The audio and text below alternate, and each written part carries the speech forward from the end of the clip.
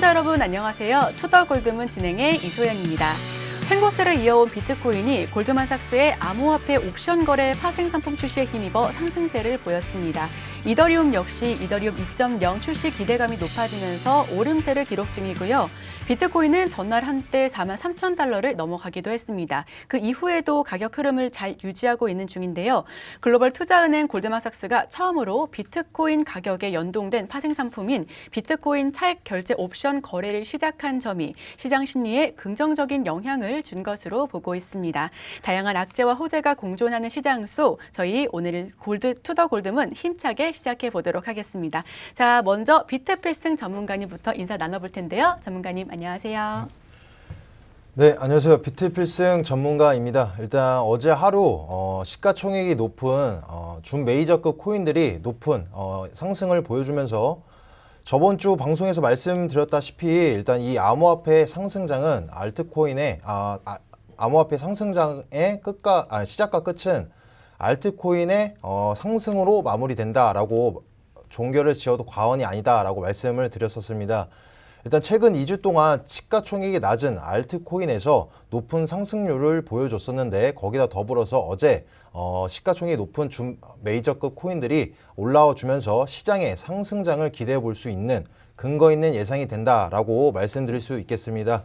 오늘도 영상 끝까지 시청하시면서 좋은 종목 잡아가시길 바라겠습니다. 네, 이어서 우리 코인 대통령님 인사 나눠볼게요. 안녕하세요. 네, 안녕하십니까. 반갑습니다. 일주일 넘게 방송을 못하다가 이제 드디어 나왔습니다. 극복하고 나왔는데 여러분들도 건강 주의하시고요. 자, 그래서 뭐 지금 시청하고 계신 분들도 뭐 많으실 거고 아니면 뭐 집에서 저랑 뭐 비슷하게 그냥 뭐 감옥에 갇힌 듯이 있어가지고 시청하고 계신 분도 계실 텐데 투더골드문 함께 하시면서 시장 요즘 좋습니다. 계속 올라가는 모습도 보여주고 있고 그 다음에 뭐 이런저런 호재, 악재들도 있으니까 투더골드문 함께 하시면서 이 시장 어떻게 또 수익을 극대화할 수 있는지에 대해서 다 알아가셨으면 좋겠다 이렇게 말씀드리도록 하겠습니다. 네, 두 분의 전문가님과 함께 힘차게 시작해 보도록 하겠습니다. 본격적으로 시작할 텐데요. 코인 이슈 흑과 백, 먼저 악재부터 살펴보겠습니다. 먼저 우리 비트필승님 이야기 나눠볼게요. 네, 제가 가지고 오는 오늘의 악재는 총 3가지가 되겠습니다. 일단 첫 번째로 21일 그저께였죠. 제롬 파월이 이제 오는 5월 달에 금리 인상을 총 0.5%를 인상할 수도 있다. 할 수 있다가 아니라 할 수도 있다라는 예언의 발언이 있었는데 일단 제롬 파월의 그러니까 발언을 보게 되시면 일단 고용 시장이 강하고 또 이제 인플레이션의 수치가 높다 보니까 급진적으로 금리 인상을 예견하는 발언이 있었습니다. 일단 이 발언에 대해서 우리들이 생각하기 전에 최근 불과 저번 주였죠. 저번 주에 연준에서 금리 인상 0.25%를 발표했었는데 그때 당시의 상황을 대조적으로 이제 비교해 보시면 되겠습니다. 일단 저번 주 같은 상황에 0.25% 금리 인상, 이 금리 인상은 일단 우리 투자자들한테 좋은 양상을 띠지 않는 악재가 맞습니다. 악재가 맞는데도 불구하고 저번 주에 같은 경우에 미증시 포함해서 우리 암호화폐 시장도 이제 상승에 오히려 반등하는 모습을 보여줬었습니다. 이제 그 이유로 생각을 해보게 된다라고 한다면 일단 이제 긴 시간 동안 암호화폐 시장이 하락을 했었고 거기다 이제 긴 시간 또 횡보장 속에 있었는데 이 0.25%에 대한 발표가 급진적으로 발표된 것이 아니라 꽤 긴 시간 전에서부터 계속 예견되었던 상황이기 때문에 시장에서는 선반영이 되었었고 또 우리 투자자들의 심리에서는 답답하고 이제 위축되어 있던 심리가 이제 표출되는 양상이다라고 해석이 가능하겠습니다. 그러면서 이제 조금 저번 주 같은 경우에 조금 매파적인 발언이 있었습니다. 올해 안까지 총 6번에 걸쳐서 금리 인상을 표할 수도 있고 또 총 예상치는 1.9%에 대한 인상에 대한 예상이 되겠습니다. 근데 일단 그러니까 그제 있었던 발언을 이제 대비해서 말씀을 드려본다라고 한다면 0.5%에 대해서 인상을 하겠다라는 것이 아니라 지금 이제 예고성으로 발언을 했던 것인데 이 예고성은 이제 제롬 파월 입장에서 살펴보게 된다라고 한다면 이제 제롬 파월이 이제 실질적으로 이제 할지 안 할지는 미지수지만 이제 예고를 통해서 시장에 반영이 돼서 선반영으로 인해서 이제 시장이 인플레이션이 조금 잡아주는 양상을 기대하면서 발언을 하지 않았을까라는 이제 예측을 할 수가 있겠습니다. 그래서 이제 현재까지는 아직까지 이제 뭐 0.5%가 1.9% 예상치에서 더해지는 것이 아니라 0.5% 실로 5월 달에 인상을 하더라도 그 이후에 0.25% 혹은 그 이하로 인해서 이제 분할적인 인상을 표하는 것이지 추가적인 사항은 아니다. 그래서 크게 악재성은 아니다라고 해석이 가능하겠습니다. 그 다음에 이제 이어서 두 번째 악재에 대해서 말씀드려 본다면 이제 지금 차트로 한번 같이 간단하게 보면서 말씀드려 보도록 해보겠습니다.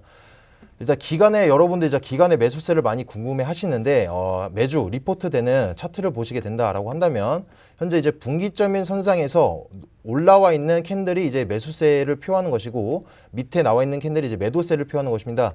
일단 이제 비트코인의 장이 긴 시간 동안 하락장에 되다가 이제 횡보장 속에서 기간은 최근 이제 7주 동안 꾸준하게 매수세를 이어나가고 있었다라는 게 확인이 가능하시겠습니다.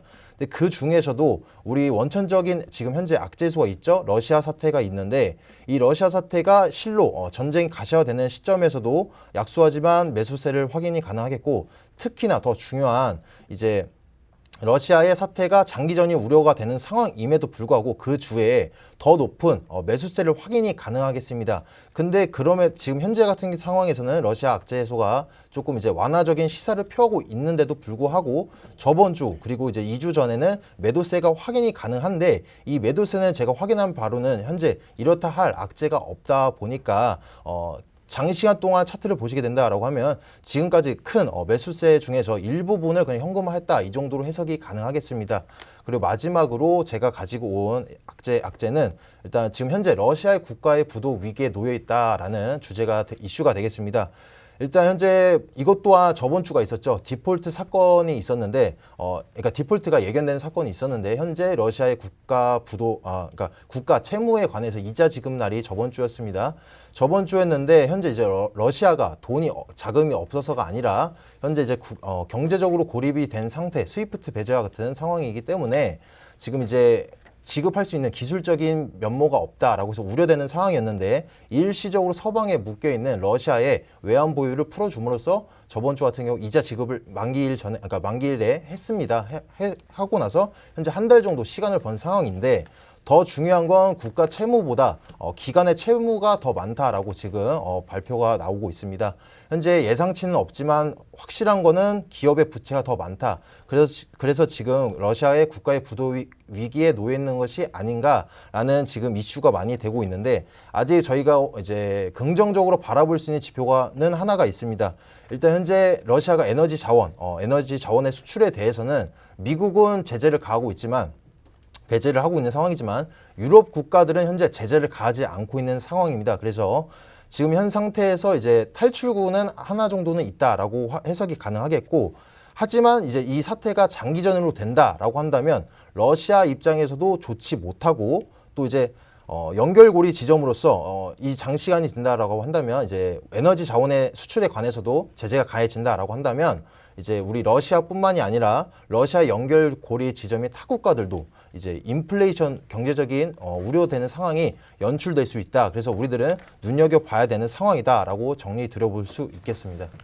네, 이렇게 비트필승 전문가님께서 세 가지 악재 짚어주셨는데요. 우선 지난 21일이었죠. 제롬 파월의 매파적인 발언이 우리 시장을 또 한번 들썩이게 했습니다. 오는 5월까지 금리 인상을 0.5%를 예고했는데요. 그 이상이 될 수도 있는 부분에 많은 투자자분들께서 지켜보고 있는 것 같습니다.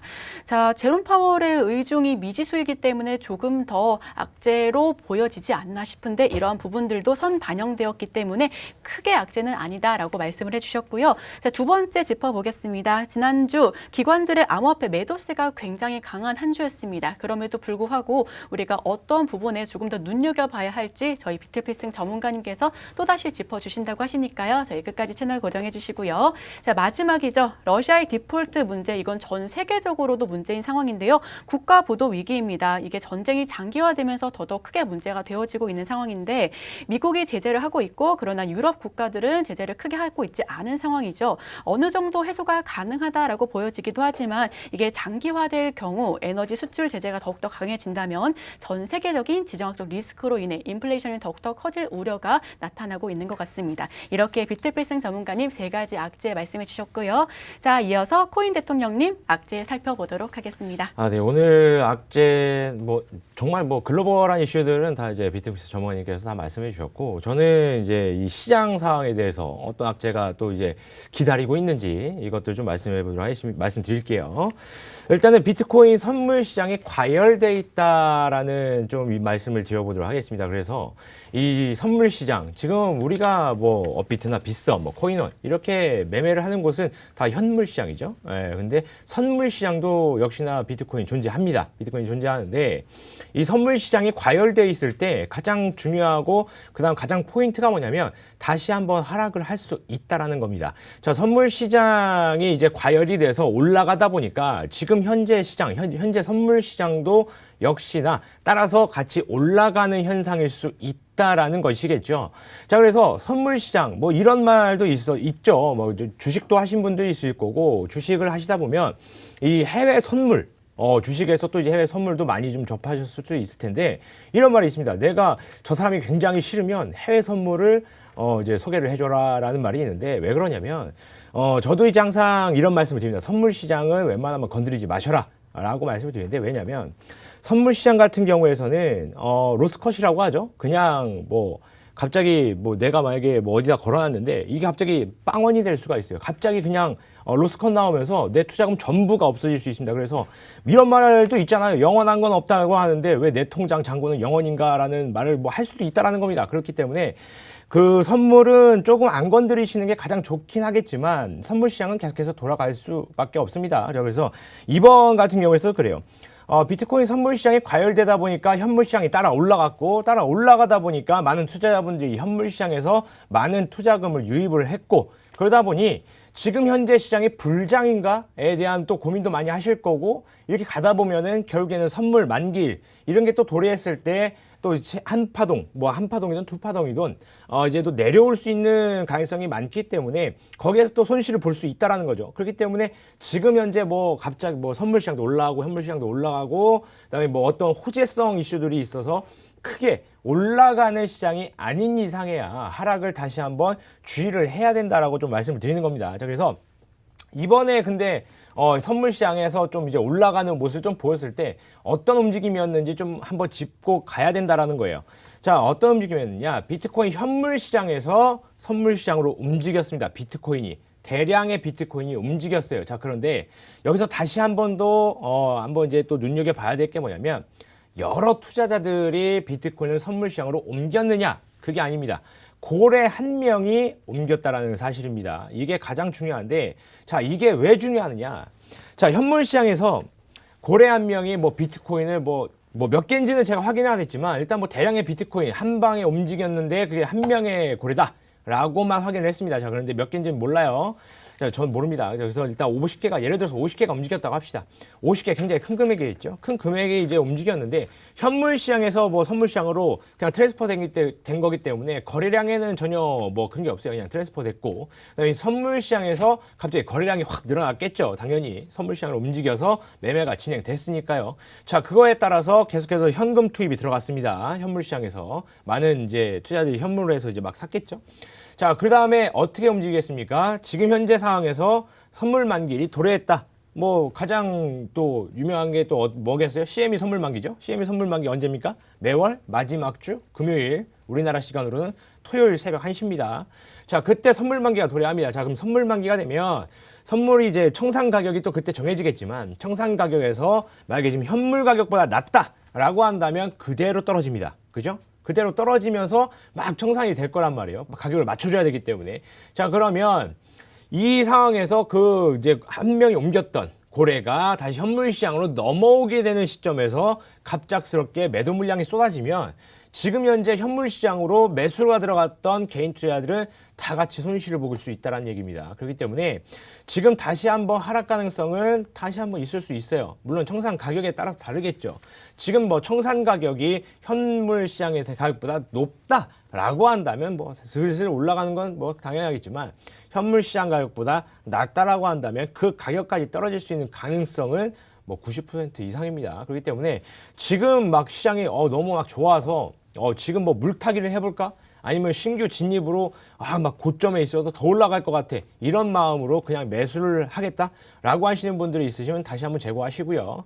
뭐 지금 뭐 아직 안 올라간 것들 뭐 좀 바닥에 있다. 혹은 뭐 이런 것들이라고 한다면 뭐 한번 뭐 매수나 한번 해본다, 도전 한번 해볼 수 있겠다라고 하겠지만 지금 뭐 갑자기 불타기를 한다거나 아니면 내가 조금 샀는데 좀 떨어져가지고 물타기를 좀 해볼까라고 생각하시는 분들이라면 조금 더 지켜보시길 바랍니다. 왜냐하면 매월 마지막 주 금요일 얼마 안 남았습니다, 그죠? 그렇기 때문에 그거 지켜보고 가셔도 충분히 늦지 않기 때문에 조금 더 시장을 관망하셔라 이렇게 말씀드리도록 하겠습니다.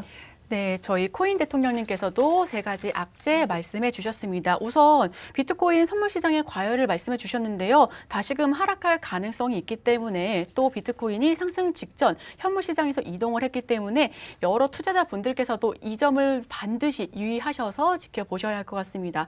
아무래도 또 가장 큰 이슈 중에 하나게 될 것 같은데요. 선물 만기일이 도래하고 있죠. CME 선물 만기가 매월 마지막 주 금요일 그리고 우리 국내에서는 토요일 새벽 1시이기 때문에 그 시점에 다시 한번 가격 하락 가능성이 매우 큰 시장이다라고 짚어주셨습니다. 그렇기 때문에 지금 신규 진입을 해야 할지 아니면 물타기를 해야 될지 이러한 시장 상황 속에서 고민하고 계신 많은 투자자분들께서 그럼 이럴 때는 매수에 그냥 다시 한번 생각해 보는 것보단 그 부분을 제고해 주시고 바닥을 다지고 있는 다른 부분들을 한번 되짚어 보시는 게 어떤가 하고 이렇게 저희가 생각을 하고 있는데요.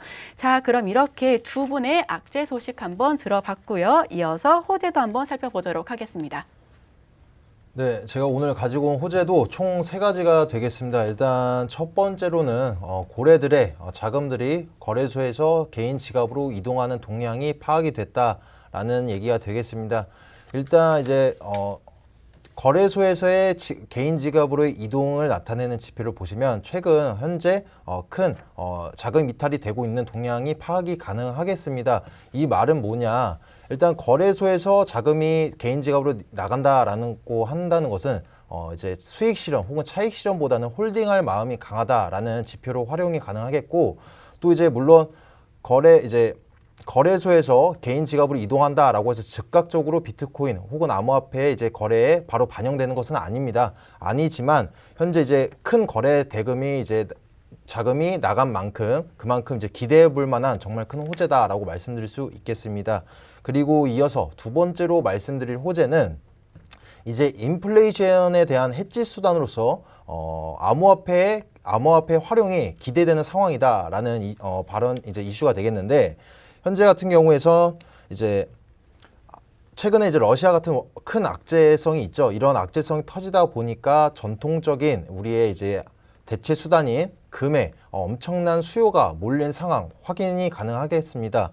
금 같은 경우에는 전통적으로 이제 오래도록 이제 안전자산으로 이제 입지를 넓혀왔고 자산으로 인정을 받아왔는데 최근에 보시면 러시아 사태 때 엄청나게 이례적으로 큰 상승을 보여줬었는데 아무래도 현재까지는 대체 수단으로서 금이냐 암호화폐냐라고 물어본다면 당연히 아직까지는 금에 대한 수요도가 더 높습니다. 근데 왜 우리 암호화폐에 대해서 더 기대가 되냐라고 설명을 드려본다면 우리의 금과 비교를 설명해 드려보겠습니다. 일단 금과 같은 경우에 최근에 보시다시피도 급진적인 상승이 나오고 거기다 더불어서 이제 높은 살 때의 수수료와 팔 때의 수수료 정말 큰 지불을 해야 되는데 암호화폐 같은 경우에 수요도가 적은 만큼 현재 가격적인 메리트가 있다. 그리고 더불어서 이제 우리 개인 지갑 간의 이동 같은 경우에는 가스비 혹은 이제 CEX와 같은 거래소를 통한 암호화폐를 이제 사들였을 때는 이제 비교적 정말 저렴한 수수료밖에 들어가지 않는다라는 장점으로서 해지 수단 정말 기대되고 있는 실사례들이 쏟아져 나올 것으로 기대된다라고 말씀드릴 수 있겠습니다. 그리고 마지막으로 세 번째 말씀드릴 이제 호재는 현재 뉴욕 연준 즉 연방준비은행이죠. 그 은행의 총재가 스테이블 코인에 관해서 좋은 언급을 했었습니다. 그 언급으로는 이제 스테이블 코인은 혁신이면서 또 이제 특히 결제 분야에선 특화되고 또 이제 규제가 돼야 된다라는 발언인데 이걸 즉각적으로 해석을 해서 들여보면 제도 안에 들여와야 된다. 이제 코인, 암호화폐들을 제도 안에 들여오겠다. 혹은 들여와야 된다라는 말이 되겠습니다. 일단 암호화폐에 대해서 아시는 분들은 아실 거예요. 일단 은행, 그러니까 기존의 중앙체제에 대해서 매파적으로 만들어낸 자산 혹은 화폐가 바로 우리의 암호화폐인데 이 암호화폐에 대비되는 이제 이 은행에서 그것도 총재가 이제 이렇게 좋은 비둘기파적인 발언을 했다라는 거는 정말 이제 암호화폐에 대해 기대가 되고 있는 심리가 드러나고 있는 것인데 현재 이제 생각해봐야 되고 짚고 넘어가야 될 부분은 현재 중국 올림픽을 비롯해서 이제 CBDC 그러니까 디지털 화폐가 지금 활용되고 있고 이제 발행되고 있는 시점인데. 이 디지털 화폐 같은 경우에는 현재 스테이블 코인, 테라와 같은 이제 유명세를 타고 있는 건 인지도도 더 높고 미국 같은 경우 아직 디지털 화폐가 발행이 안 됐습니다. 되지 않은 상황에서 테라와 같은 스테이블 코인은 인지도가 더 높고 활용도가 더 높은 상황에서 만약에 이제 미국의 CBDC가 발행이 된다라고 한다면 어떻게 이제 둘 중에 하나만 살아남을지 혹은 같이 상응할지는 지켜봐야 되겠지만 현재 발언 상태를 봤을 때는 스테이블 코인도 인용할 만한 발언이었다. 그래서 암호화폐의 연결고리의 지점으로서 암호화폐에 대한 수요가 증가하지 않을까라는 큰 기대가 되는 호재다라고 말씀드릴 수 있겠습니다. 네, 이렇게 비트필승 전문가님께서 세 가지 호재 말씀해 주셨는데요. 정말 이러한 시장 상황 속에서 악재만 있으리란 법은 없죠. 이 세 가지 호재 여러분들께서도 눈여겨보시면 좋을 것 같습니다. 우선 호재 말씀해 주신 이 부분이 저도 많이 들어본 부분인 것 같은데 고래대략 거래소에서 지갑이 이동했다라고 말씀해 주셨어요. 이게 차익 실현하고 있으면서도 또 홀딩의 지표로 활용될 수 있기 때문에 즉각적으로 암호화폐에 반영되는 건 아니지만 그래도 호재는 분명하다라고 할 수 있는 부분이고요. 자, 두 번째는 암호화폐가 인플레이션 해지 수단으로 활용할 수 있다라는 기대감의 상승세를 보여주는 것 같다라고 말씀해 주셨습니다. 우리 러시아 사태로 인해서 다시 한번 확인했죠. 전통적인 대체 수단이 금이다라고 이게 모든 분들께서도 아실 것 같은데요. 금에 대한 수요가 지속적으로 상승하고 있습니다. 하지만 금은 지금 고점이다라고 말도 많은데 수수료까지 지불해야 하고 반면 비교적으로 암호화폐 같은 경우에는 가격적인 메리트도 있고 또 거래소를 통한 거래는 수수료가 비교적 더욱더 저렴하기 때문에 많은 분들께서 해지 수단으로 금 그리고 금 대신해서 암호화폐를 많이 활용할 수 있지 않나라는 그런 기대감, 호재로 말씀해 주셨습니다. 자, 마지막이죠. 뉴욕 연방준비은행 총재가 스테이블 코인은 혁신적이다라는 발언을 굉장히 파격적으로 내놓았는데요. 이 언급은 굉장히 우리 코인 투자자분들께 좋은 뜻으로 해석될 것 같습니다. 스테이블 코인은 혁신이다. 또 이게 제도권으로 들여와야 한다라는 발언이기에 이 부분 호재로 풀이될 수 있을 것 같고요. 이렇게 세 가지 호재 말씀해 주셨습니다. 이어서 우리 코인 대통령님 세 가지 호재 부탁드릴게요. 저는 한 가지만 한 가지만 하실까요? 네, 하나만 하도록 하겠습니다. 네.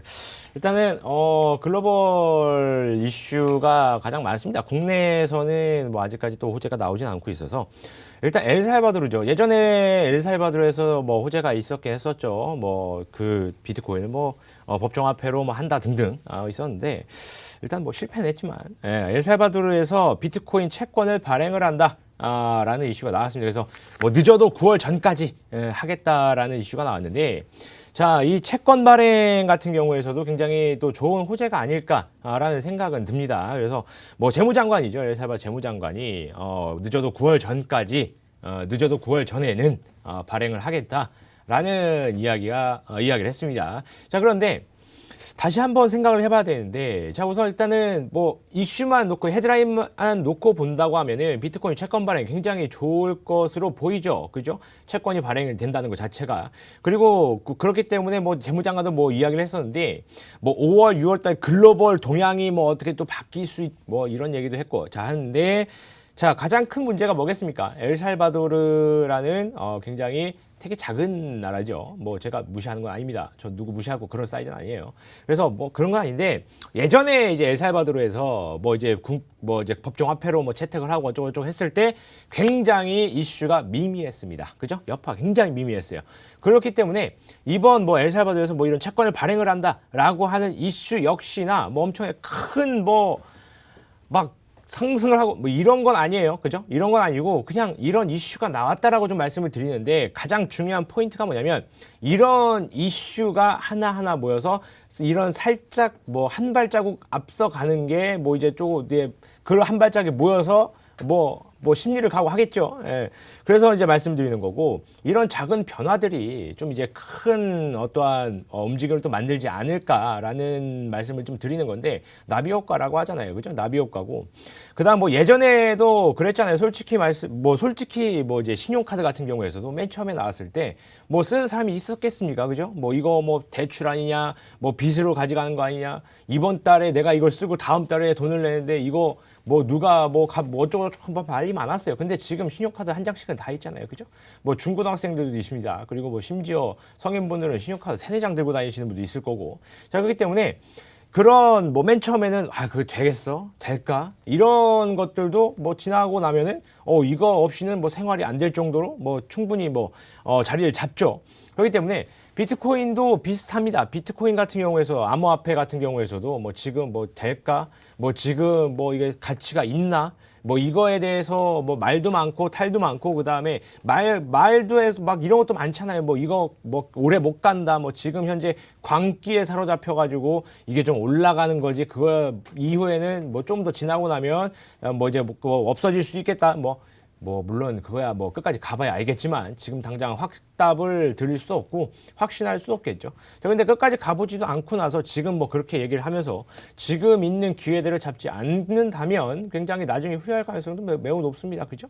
그렇기 때문에 이런 변화들이 좀 중요하다. 비트코인 채권 발행 같은 경우에서는 뭐 일단 엘살바도르 같은 경우는 뭐 비트코인을 뭐 저기 법정 화폐로 뭐 채택을 하고 뭐 등등 했기 때문에 채권 발행도 하고 뭐 이런 것들이 얘기지겠지만, 아직까지 채권을 발행하거나 법정 화폐로 지정한 국가가 뭐 없죠. 그렇기 때문에 아직까지 갈 길은 멉니다. 그래도 이런 작은 변화들이 시작을 했다라는 게 중요하겠죠. 시작을 했다는 게 중요할 거고, 이런 시작이 뭐 어디까지 갈지는, 뭐 끝까지 가서 뭐 금융이나 뭐 화폐 개혁을 해버릴지는 아직은 미지수겠지만, 그래도 이런 시작이 됐고 변화가 시작이 되고 있다라는 것 자체가 큰 호재이기 때문에 이렇게 좀 말씀드리도록 하겠습니다. 네, 저희 코인 대통령님께서도 호재 이렇게 말씀해 주셨는데요. 비트코인 채권 발행에 대해서 언급해 주셨습니다. 엘살바도르 같은 경우는요, 9월 전에 비트코인 채권을 발행하겠다라고 공표를 했는데, 이렇게 이슈가 하나 둘씩 모여서 한 발짝 먼저 심리를 확인하는 것이 투자자들의 기본 마인드 아닐까요? 저희가 나비 효과가 일기 전에 살펴보면 좋을 법한 그런 부분들 모두 알려드릴 테니까요. 저희와 함께 하시면 좋겠습니다.